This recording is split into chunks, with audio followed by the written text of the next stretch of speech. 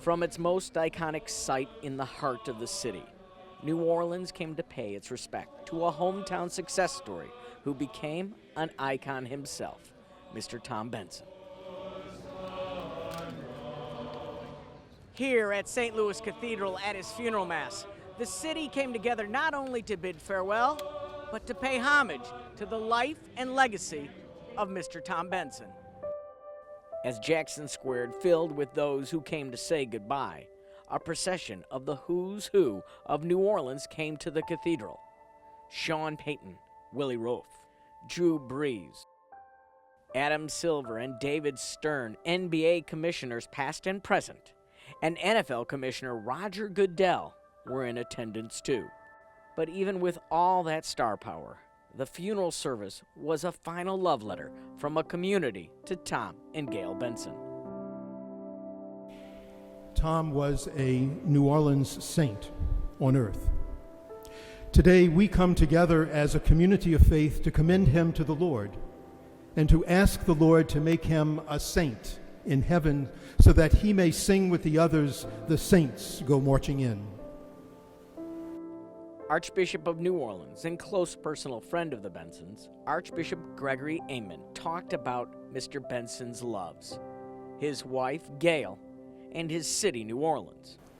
We offer condolences especially to you, Gail, his wife of 13 years, who loved him so dearly. Tom often asked you, "Do you know how much I love you?" And then he would answer his own question, "You will never know how much I love you." Tom loved to tell the story of how he and Gail met here in this very cathedral. One day, Tom came to an early Mass, and Gail was the lector. And he looked at her during that Mass. I hope he was praying. But he looked at her during that Mass and said, "I have to meet her." He's persistent, and he did. And Tom told that story over and over again, how they met here in St. Louis Cathedral and how sacred that was for him and for Gail. As a city, we also mourn. Tom loved the city of New Orleans, and he gave so much to help this city as he brought the Saints and the Pelicans here, as he kept the Saints here in New Orleans as part of the rebuilding after Katrina, and as a sign of hope to the city. It was Tom Benson's hope and faith that made his achievement extraordinary. And Tom did extraordinary things in his life.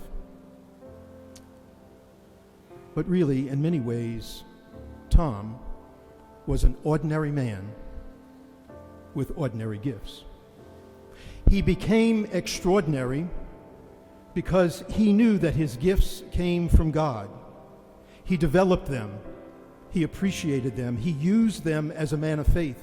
And in so doing, as an ordinary man, he was able to do extraordinary things.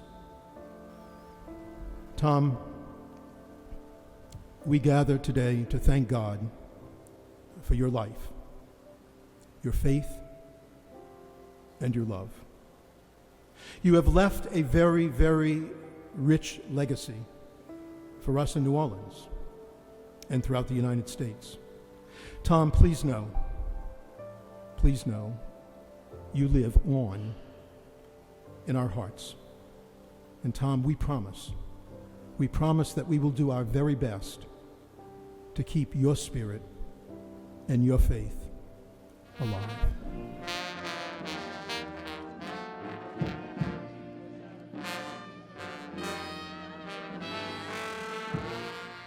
In the end, to keep the spirit of Mr. Tom Benson alive, the city of New Orleans said goodbye the only way it knows how, by taking to the streets of the French Quarter in a second line.